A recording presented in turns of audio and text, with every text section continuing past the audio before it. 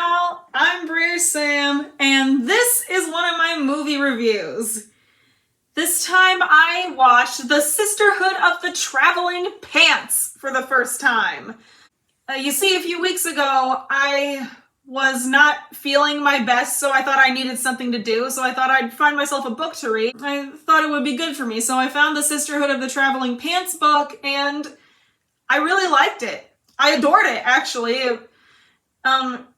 It centers around these four teenage girls, Carmen, Tibby, Lena, and Bridget. And they've been best friends since before birth, but this summer they're separating for the first time. Tibby is at home, Carmen is in South Carolina with her father, Lena is in Greece with her grandparents, and Bridget is at soccer camp. So when they're away, each girl for 1 week wears the same pair of jeans. They call the jeans the traveling pants. And they believe that they have some sort of magic in them. And that magic sort of rubs off on each of them as they wear them. And they also have a set of rules that like nobody washes the pants or in times of an emergency, the pants immediately go to the friend in need or the sister in need. They call it the sisterhood because it's the same pants.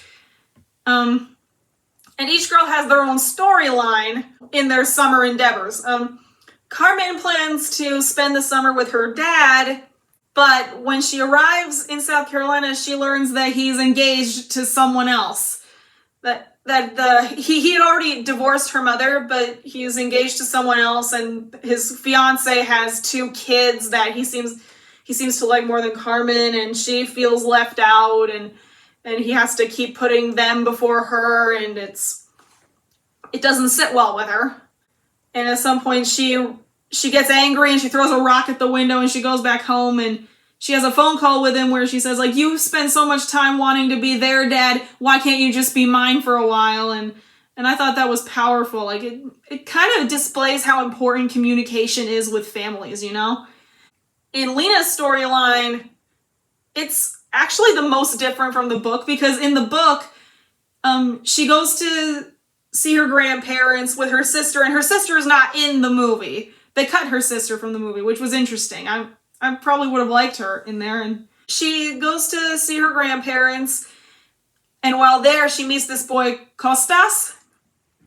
And in the book, he's a good friend of her grandparents, and her grandmother actually wants to set them up. Like, she wants them to be in love, but Lena is afraid of love, and she doesn't want to be in love, and eventually a misunderstanding happens, and her grandfather and Costas's grandfather get into a fist fight, and Lena thinks that Costas will never talk to her anymore, but eventually they fall in love and they get to know each other. And I like the book's storyline better than the movie, because in the movie, Lena just goes to her grandparents and she meets Costas by chance, and it's basically a family feud thing. It's sort of like Romeo and Juliet. Like, the 2 families are feuding for whatever known unknown reason, and the descendants fall in love, and eventually Lena has to stand up to her grandparents about that. So I like it better in the book, because it's really shows better character development. And Bridget is at soccer camp in Brazil, I believe, or Mexico or something. And while there, she meets a boy, Eric, and he's one of the coaches at the soccer camp. And she wants him so badly. This is the first time that she's ever wanted anything or anyone this badly, but he doesn't want to go against the rules, so he basically rejects her. Not technically. He seems to like her at first, because they're on the beach together, they talk for a while, and he seems to like her, but it's against the rules for the coaches to have affairs with the campers. So he plays by the rules, and Bridget sort of becomes depressed, but at the end of the movie, she sees Eric again, and they sort of make up, and yeah. Although in the book, they sort of make up on their own while they're still at camp, and actually Lena actually goes to the camp to comfort Bridget. But in the movie, she goes back home, and Tibby and Carmen can comfort her, and Lena doesn't come home till later. So that's another difference. And Tibby has my favorite storyline because it's probably the most developmental, because she starts out as this really like miserable, like she's like, hey, screw the world, I have no feelings. It's like, yeah, and like she basically sasses everybody until she meets this girl, Bailey. She's 12 years old and she has leukemia, and she basically has the same personality as Tibby, which Tibby does not like at first, but then eventually, as they're making this documentary film about the losers of life, they become friends. They confess each other's fears. Bailey confesses that she's worried that she might not find her place in the world before she leaves it because of her leukemia. And soon enough, Bailey does die, and Tibby realizes that she did find a true friend, and it's actually amazing what making a new friend can do for you. And that's what makes Tibby's arc my favorite in this film, because it's just beautiful. It's poignant, and I remember there's a moment where Tibby brings the traveling pants to Bailey's hospital room, and she says, please wear them. It'll keep you alive. They'll work their magic. And Bailey says, Tibby, the pants have already worked their magic on me. It's a truly beautiful moment, and it's just beautiful. And eventually, when all four girls are back together again, Tibby, Bridget, and Lena bring Carmen back to South Carolina for her dad's wedding. And she wears the pants, and she makes up with her dad, and she ends up standing on the altar with him. And it's very nice. Like, he finally realizes that she was what he needed.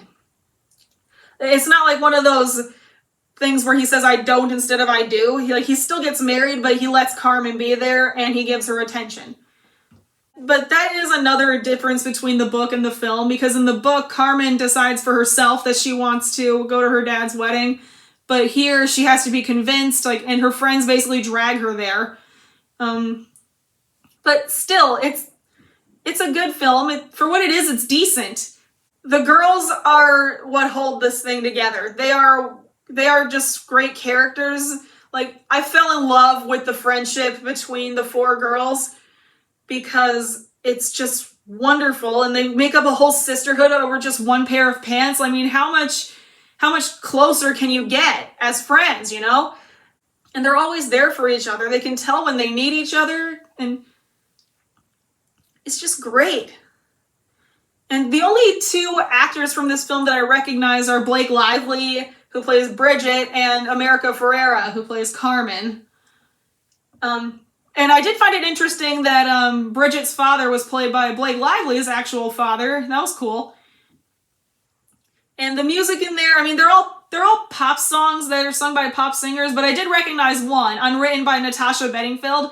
I actually danced to that song in a school play once, Emma, a pop musical. If you haven't heard of it, check it out. So yeah, The Sisterhood of the Traveling Pants is a really sweet movie. It has great characters, great storylines, and just an amazing friendship.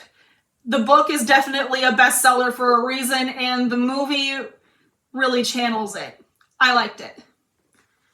So thank you guys for watching. I hope you enjoyed. Don't forget to like, comment, and subscribe, and I'll see y'all later. Bye!